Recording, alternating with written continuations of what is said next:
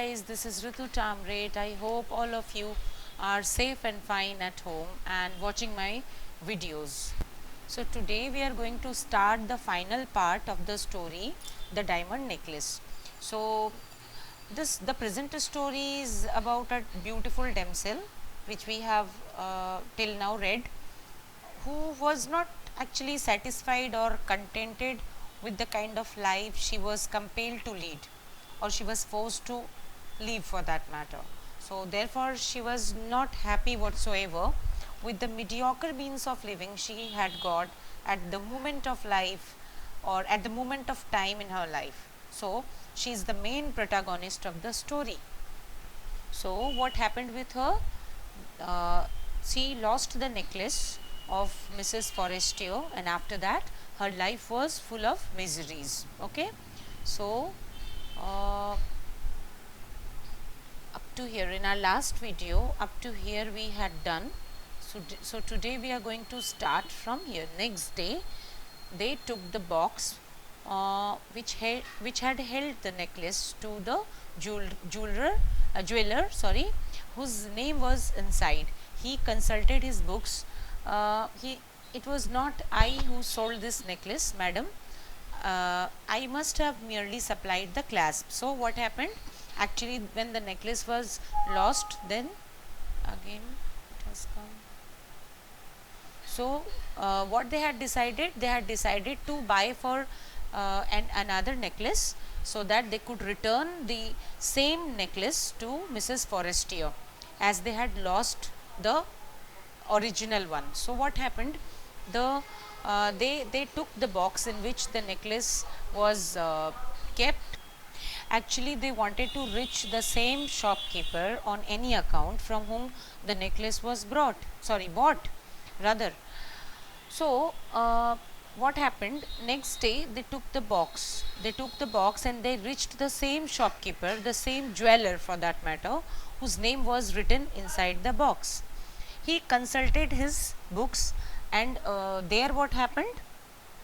The shopkeeper consulted his books whether it was the buying of that necklace or any such record of buying such necklace was written in any of his books. So he tried to find it out, but he could not find any such record.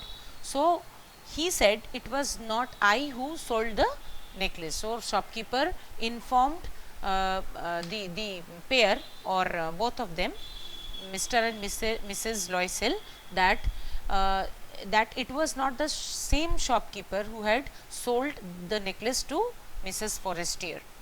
I must have merely supplied the clasps. So further he said that he must have only supplied the clasp, which was, I told you what the clasp was. So he must have only supplied the clasp.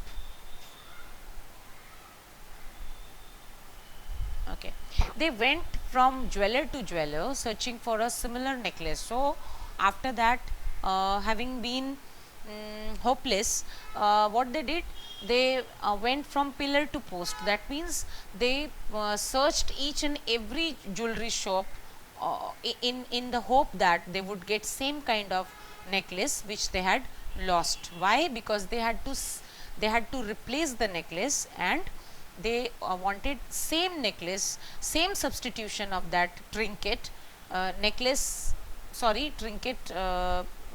now. Trinket, I can't call it trinket. Why trinket I called it, I would tell you later. So the same kind of necklace they were in search for, because they wanted the same substitution of that necklace, so that they could return it to their owner, who was Mrs. Forestier. Finally, in a shop at Palace Royal, they found a necklace which seemed exactly like the one they were looking for. So finally, they got a shop where they found the exactly same necklace. So it was worth rupees 40,000, and the shopkeeper was ready to sell it for 36,000 francs only. So the jeweler agreed not to sell it for 3 days.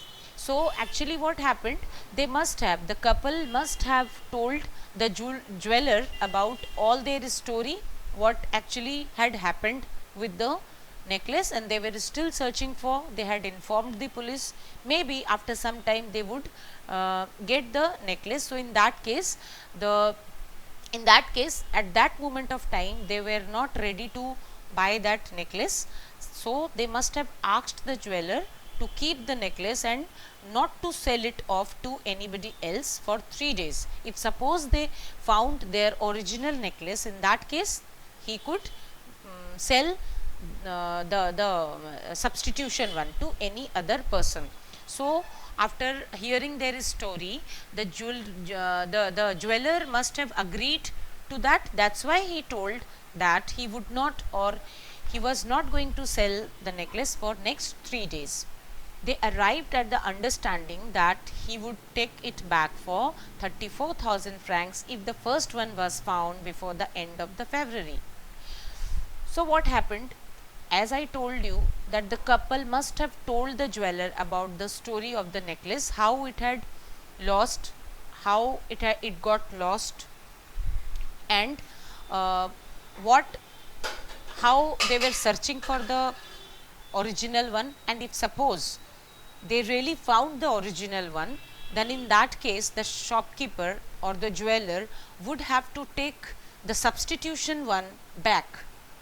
Okay, so the couple must have told all these things to the jeweler, and jeweler agreed for two things: that he would not sell the necklace for next 3 days, and also suppose the couple got the original necklace back, then in that case he would take the substitution, or the necklace he was going to sell at that moment of time. He would of course take the necklace back, but at that time he would not give them the same amount of money which they were ready to give at that time. So what was that amount of money? That was 36,000 francs, for which the couple got ready to buy the necklace for. But as the jeweler was, or the jeweler accepted that he would take the necklace back in case the couple got the original one, then in that case the shopkeeper would take the necklace for only 34,000 francs. That means the jeweler would take that necklace back. How much less amount of money he would give? He would he would give 2,000 francs less. Why? Because the couple was ready to give 36,000 francs, and he would only, after taking the necklace back, he would only provide them with only 34,000 francs. So Loisel had 18,000 francs. Now, as everything was okay, now everything, I mean, they came to a kind of agreement, and what the agreement was, I have already informed you. I have told you about the agreement. Now, at that time, of course, they were ready, or the couple was ready to give 36,000 francs for the necklace, but at that moment of time, did they have that much amount of money with them? They were ready, all right, but did they have that much amount of money with them? Well, no, they did not have that much amount of money. Now, it was, I mean, a plus point that they had got the substitution in one shop, but on the other hand, it was also a bitter truth that they had not got this much huge amount of money with that, this much huge amount of money in order to buy that necklace at that moment of time. So they had to arrange for the money. So how they arranged for the money? Let's see. Now Loisel had 18,000 francs left to him by his father. So Mr. Loisel had got only 18,000 francs at that time, and which was given to him by his father. He intended to borrow the rest, and the rest amount of money he had to borrow from other resources, or from other sources rather. He got 1,000 from one man. Okay, 1,000 francs he got or borrowed from somebody, 500 from another, 5 lois here, 3 lois there. That means lois, see here, old unit of French currency. So broken amounts of money he borrowed from here and there. He gave notes of hand. So what is notes of hand? See here, a signed note wherein the borrower will pay a stated sum of money to the lender at a specific date on demand. So what is that? It's a kind of note where the borrower signed that he would give the money back to the lender by a specified date or a specified period of time. So this is what notes of hand is all about. Entered into a ruinous agreements, did business with ussurers and every kind of money lenders. So they entered into a kind of ruinous agreements. That means they entered into a kind of different kinds of agreements which could devastate them. That means if in case they were not in such a state to give the money back, that means in that case the kind of agreements they had made at that time, it could devastate them truly. And he also did businesses with ussurers. Who are ussurers? People who lend money at high rates of interest. So this is what it means. If suppose in case they were not ready to give the money back to the lenders, so in that case either they would have to go to the jail, or of course if they were in the state of giving the money back, then of course they had to they had to give their money back with high rate of interest first of all. And if suppose in case they were not in such a state that they could give their money back, then in that case they would have to go to the jail. So every kind of money lenders, they did this kinds of businesses with every kind of money lenders. Fine.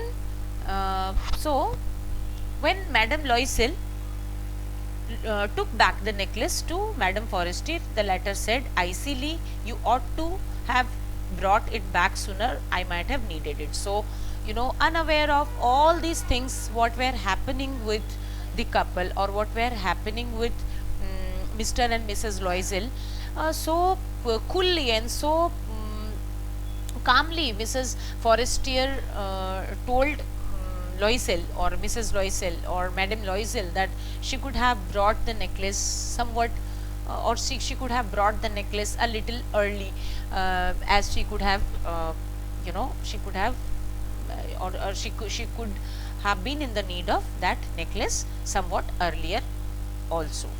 Fine. All right. So go to the next page. Now what happened, as Mrs. Loisel had come to Mrs. Forestier in order to return that box in which the necklace was held. Mrs. Loisel thought that Mrs. Forestier would open the box and have a she would open the box and had a look at the necklace, whether everything was all right with the necklace or not. This is what Mrs. Loisel was scared of, but nothing of that kind happened. See, here it is written, she did not, as her friend had feared, open the case. If Madame Forestier had noticed the substitution, what would she have thought? Would she not have taken her for a thief? So this is what Mrs. Loisel was scared of. She was quite frightened about, but nothing of that kind happened, or Mrs. Forestier did not take notice of the substitution, nor did she open the nor did she open the box, nor did she have a look at the substitution, nor did he notice anything of that kind. So that was a kind of a matter of great relief for Mrs. Loisel at that moment of time. So after that, so Mrs. Loisel had herself out at least one of the problems of her life, but on the other hand, now the life has become so more disruptive than earlier, after the necklace having been lost, for which she was craving like a mad. Now let's see at present how life has become so arduous or exhausting for her. it has become topsy-turvy completely. So let's see how. Madame Loisel came to know a life of immense hardship. That means now Madame Loisel, the life of Madame Loisel had become completely hard. That means now her life was full of miseries, full of setbacks. So you could write some of the synonyms I would like to give you for immense. You could write huge, vast, enormous. Okay. For hardship, you could write destitution and poverty. So these two synonyms you could write for hardship, and for immense I gave you 3 synonyms. The debt had to be paid off and she played her part heroically. Now what happened? They both of them had to pay their debt off because they had taken a lot of debts from a lot of people, from a lot of money lenders, assurers for that matter. Now suppose if they were not in such a state to give their money back, or the money they had taken as debt, then in that case what would become of them? They would have to see the bars of the jail, and that they did not want. So now their life was full of miseries. Why? Because they were, or they had to pay their debts off. But she, in spite of all these miseries and everything, she played her part heroically. That means she played her part boldly and gallantly. You can write. You can also write valiantly for the word heroically. They changed her flat and took a garret under the roof. Now what they had to do? The first thing they had to do was to change their flat, or they had to leave their flat, for which they of course had to give some huge rent.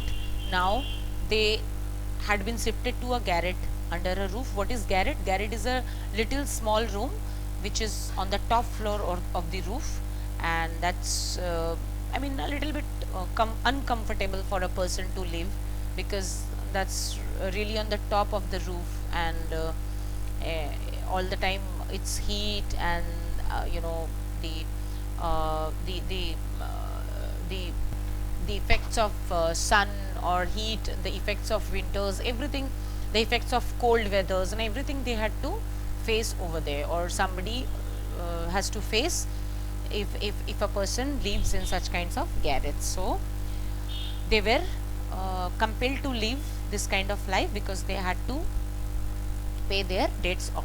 She came to know the heavy work of the house and the duties of the kitchen. Now she was also forced to do all the household chores, all the heavy work of the house and duties of the kitchen.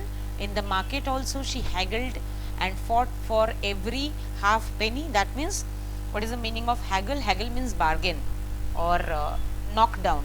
If you knock down the money, or if you knock down the price of, or if you manage to knock down the price of something, that means you are successful in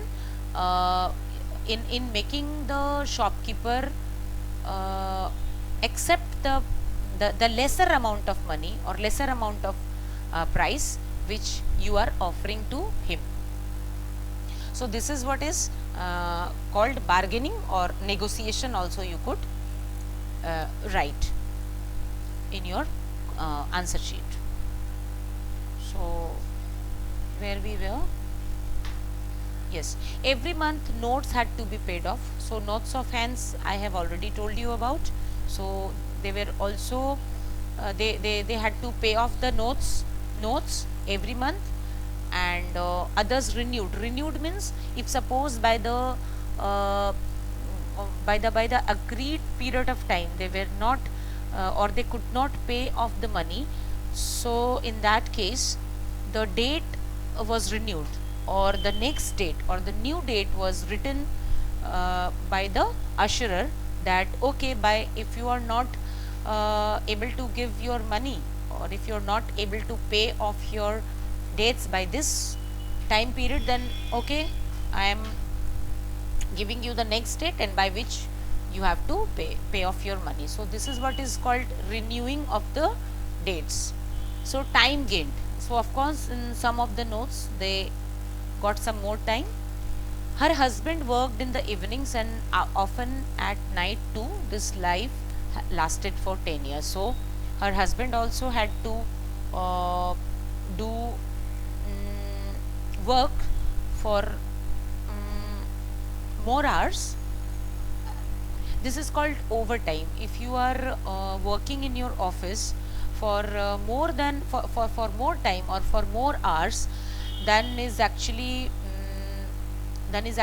given, or than is actually is given to you, then in that case you are working overtime. So this kind of life lasted for 10 years. Madame Loisel looked old now. Now, because of all these tensions and because of all these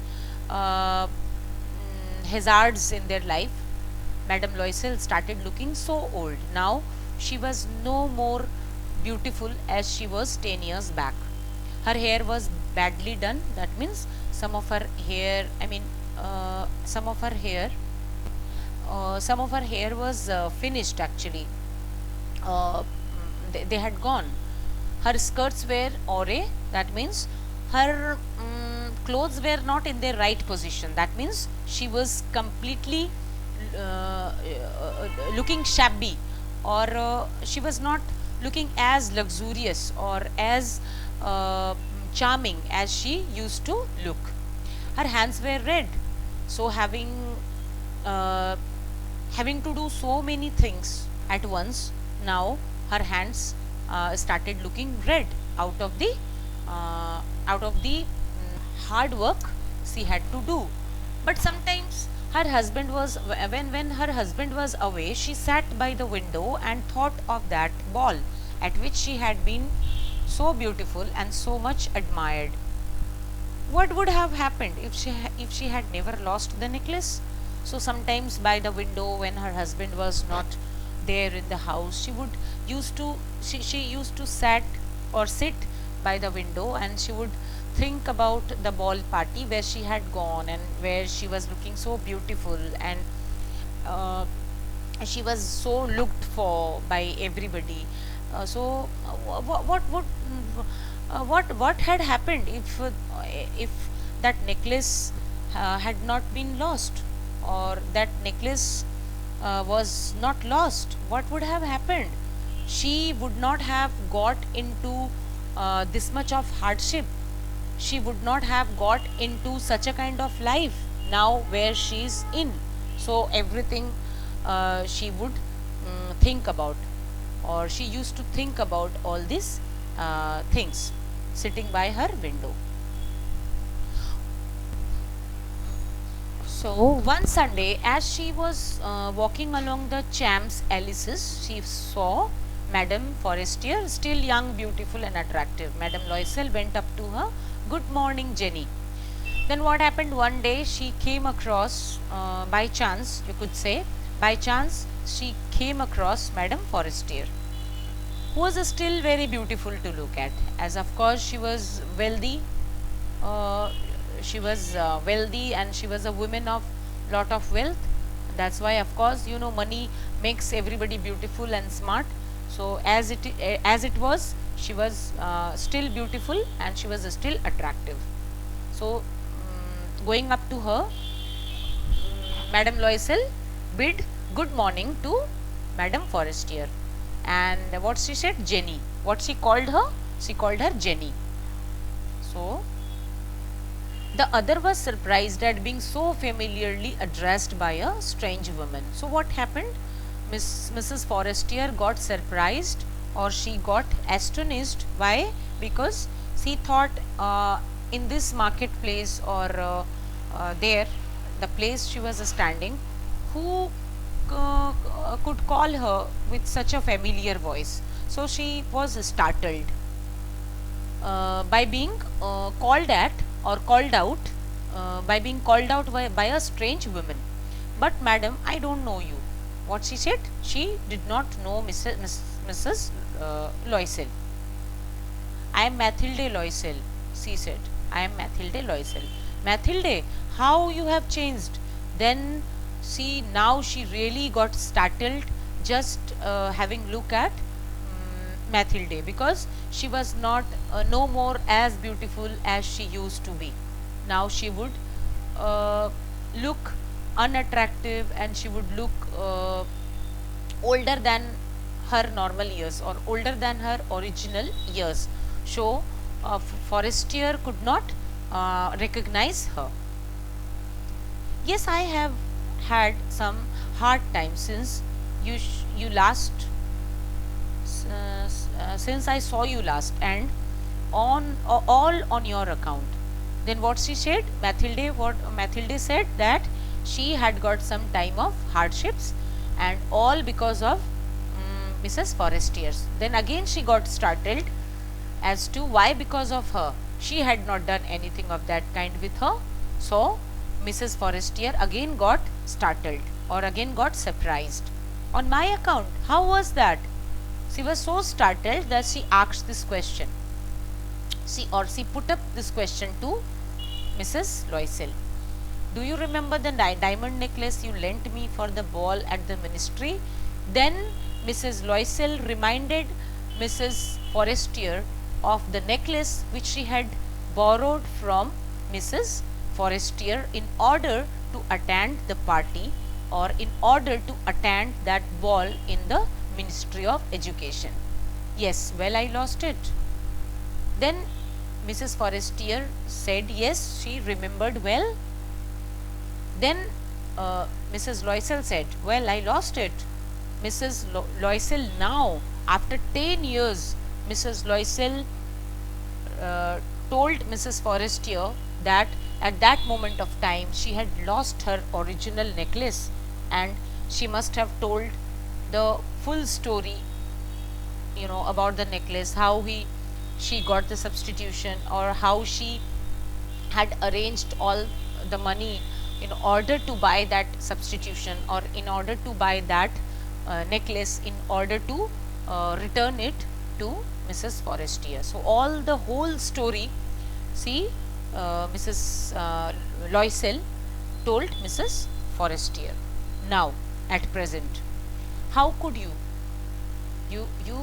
brought it back? Then Mrs. Forestier surprisingly asked, how it could be possible? You brought it back to me?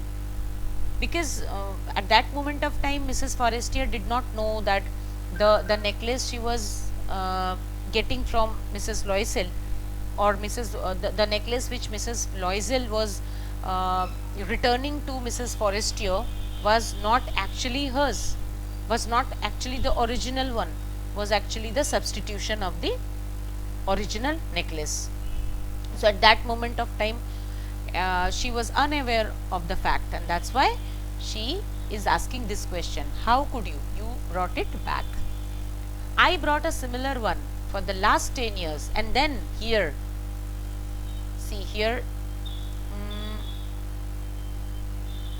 I brought it a similar one here. At this moment, Mrs. Loisel must have told her the whole or the full story about the necklace, or everything happened around that. For last 10 years we have been paying for it. Now further she informed Mrs. Forestier that for last 10 years both of them, that means the husband and the wife, have been paying for it, paying the dates of for the necklace, for the substitution one. It wasn't easy for us, we had no money. Well, it's paid for at last, and I am now glad indeed. Now she said that they had, or both the husband and the wife had paid the full amount of money, or they had now paid their full date. Now there was no more amount of debt over their head. Now that was why she was happy now. Now she was glad that she had to pay no more debts. Now at this moment of time she was happy. Madame Forestier had halted. Halted means Halted means she was standing again in a confusion. Okay, so why? Because again, why she was in a confusion? Because so many things happened, and she so many things happened, and Mrs. Loisel was informing about all these things at that time, after a huge period of time that was not less than 10 years, and it was really a huge period of time, enormous period of time, and after such a long period of time, Mrs. Loisel was informing her about all the miseries and hardships. So, now you say you bought a diamond necklace to replace mine.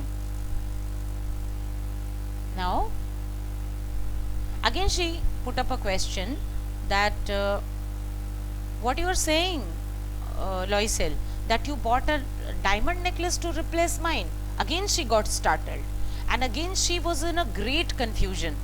She was in a kind of, I mean, she was in a kind of she was in a kind of uncertainty, or you could write she was in a state of bewilderment. So again, try to notice that I am trying to give you some of the synonyms for this word confusion. You could write over here if you get this reference to context, and in this case you could write all these words I am telling right now. So she was in a state of bewilderment, or she was puzzled. You could write she was puzzled at this moment of time. Why she was puzzled? Why she was in a great confusion? Let's see. Yes, uh, yes, you had noticed it. She smiled in proud and innocent happiness. Then Mrs. Loisel answered that you did not notice. I returned you.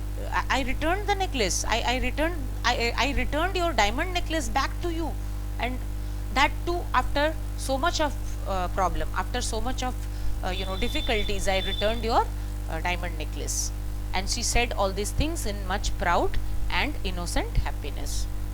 Madame Forestier, deeply moved, took her hands. Now, at last, Madame Forestier got the real situation, or she understood the real scenario, what happened, what did not happen, or everything, everything, took place, or everything happened in this one decade, or in this in this one decade also, you could write, in this one uh, in this period of 10 years, what happened, everything she got to know.